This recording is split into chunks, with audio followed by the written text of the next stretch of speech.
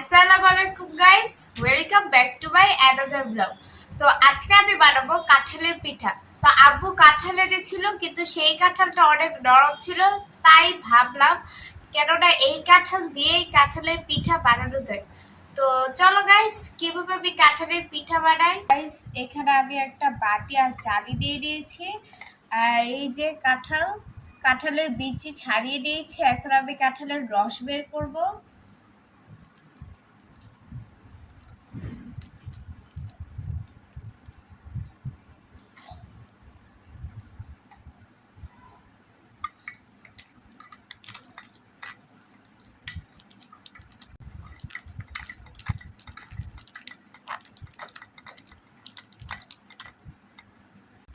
Guys, এইভাবে করে কিন্তু ঘষে ঘষে কাঁঠালের রস বের করে দিতে হবে।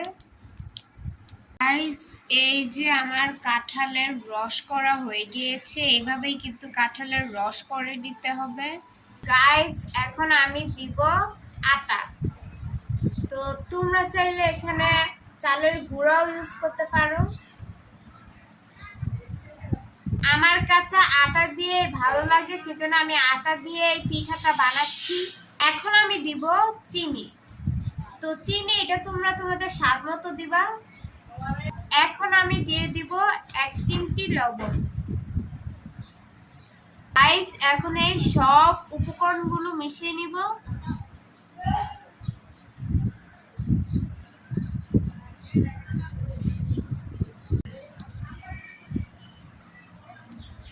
গাইস, এখানে আমি কোনো ধরনের পানি ইউজ করি নাই।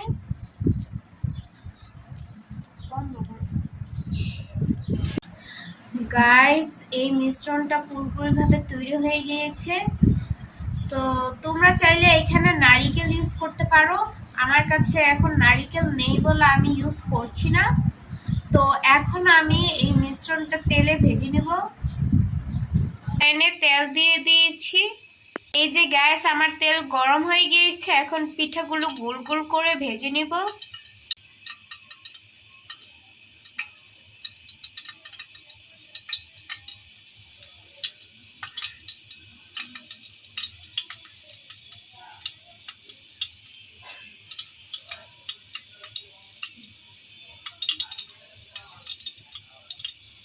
গাইস, আমি এখানে সব পিঠাগুলো দিয়ে নিয়েছি।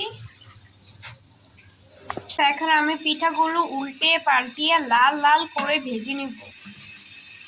পিঠাগুলো লাল লাল করে ভাজা হয়ে গিয়েছে। গাইস, তৈরি হয়ে গেল কাঁঠালের পিঠা। দেখতে কত সুন্দর লাগছে। গাইস, ফাইনালি তৈরি হয়ে গেল মজাদার কাঁঠালের পিঠা। তো গাইস, দেখতেই পাচ্ছেন কত সুন্দর আর লোভনীয় লাগছে। খেতে তো মনে হয় অনেক মজা হবে।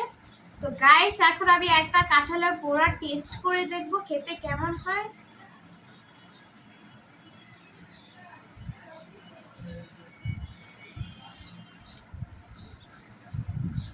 অনেক গরম গাইস।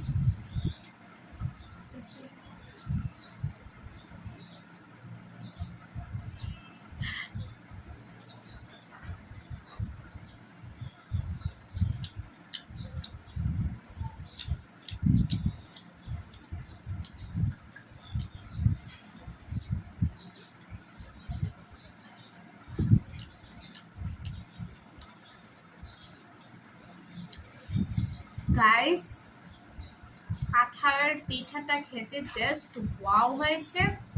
এত মজা হয়েছে গাইস।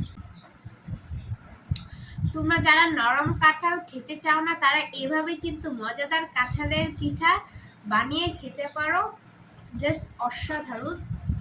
তো গাইস, আজকের এই ব্লগটা তোমাদের কাছে কেমন লেগেছে অবশ্যই like, comment, share, and please subscribe করে দিবেন। টাটা।